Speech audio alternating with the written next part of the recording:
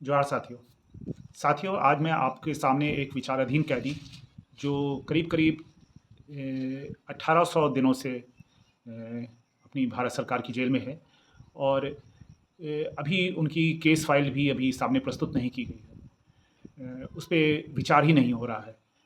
तो आपको याद होगा करीब 2019 में जब नागरिकता का कानून आया था और नागरिकता के कानून के विरोध में जगह जगह पूरे देश भर में मुसलमान जो है एकत्र हो रहे थे, अपनी आवाज़ उठा रहे थे। उन्हीं आवाज़ों में एक आवाज़ उमर खालिद की थी, शर्जील इमाम की थी और इस तरह से दिल्ली के और अलग अलग जगहों में जो सचेत नागरिक थे वे अपनी आवाज़ उठा रहे थे। 2019 में आवाज़ उठ रही थी और 2020 की फरवरी में पूर्वी दिल्ली में जो है दंगे होते हैं, जहाँ पे जो विकिपीडिया और जो टेलीग्राफ इस प्रकार से वर्णन करते हैं कि हिंदू मॉब्स ने मुस्लिम्स की काफ़ी जो दुकानें थी और जो उनको चोट पहुंचाया। और इस पूरी जो घटनाक्रम में 53 जो है वो डेथ्स रिकॉर्डेड हैं और जो इंजर्ड हैं वो करीब करीब बताए जाते हैं 500 से 700 लोग इंजर्ड हुए थे। तो दिल्ली पुलिस की बराबर इस पे जांच चलती रही और बाद में कहीं ना कहीं उनको कुछ लोगों को पकड़ना था। कई लोगों ने हेट स्पीचेस दी थी, लेकिन उनको दिल्ली पुलिस ने गिरफ़्तार नहीं किया।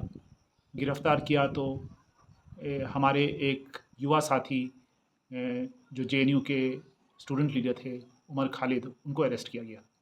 तो अभी मैं आपके सामने जो एक अभी टेलीग्राफ ने जो एक न्यूज़ छापी है कि करीब करीब 1700 दिनों के बाद भी उनको जो है अरेस्ट, उन पर अभी भी उनको बेल नहीं मिल रही है और उनके ऊपर UAPA unlawful activities prevention act के तहत जो है कार्रवाई की गई है, जिसमें बेल मिलना बहुत ही मुश्किल होता है। बेल डिनाई की जाती है और जो ख़ास तौर से इसे ऐसी गतिविधि प्रमाण किया जाता है कि ये एक टेररिस्ट एक्टिविटी है, तो इसलिए इसमें बेल मिलना बहुत ही मुश्किल होता है।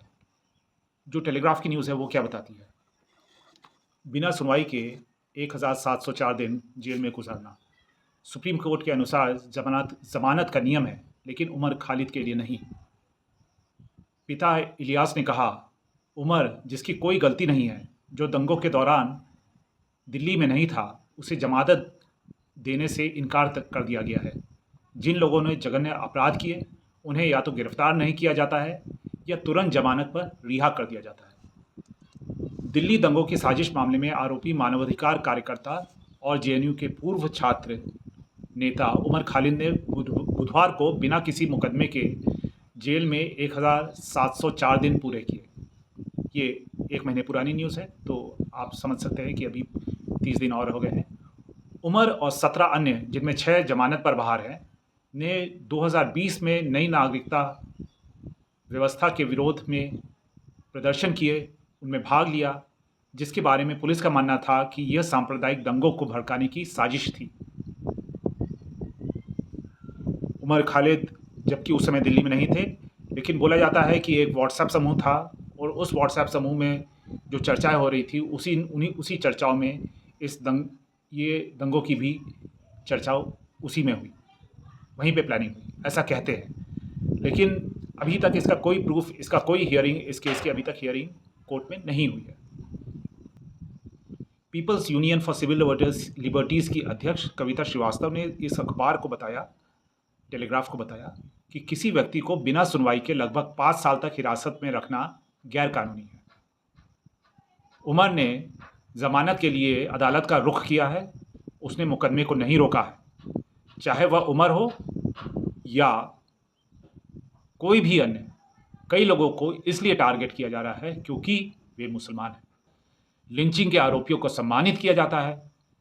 भाजपा ने अपराध को पूरा महिमामंडित कर दिया है, लेकिन फिर भी उमर खालिद जैसे जो अपने स्टूडेंट लीडर हैं, जिसकी जो अभी करीब करीब 5 साल से जेल में है, उनकी हियरिंग ही नहीं हो रही है। यूएपीए जैसा कानून जो है, जिसके तहत कईयों को अरेस्ट किया जाता है और विचाराधीन कैदी के रूप में वे कई साल गुजार देते हैं जेलों में। उनको निकालने की, उनको बेल देने की ज़रूरत है। उन पर केस की हियरिंग होनी है तो वो केस की हियरिंग साइड बाय साइड हो, लेकिन उनको बेल देना उनका एक अधिकार है।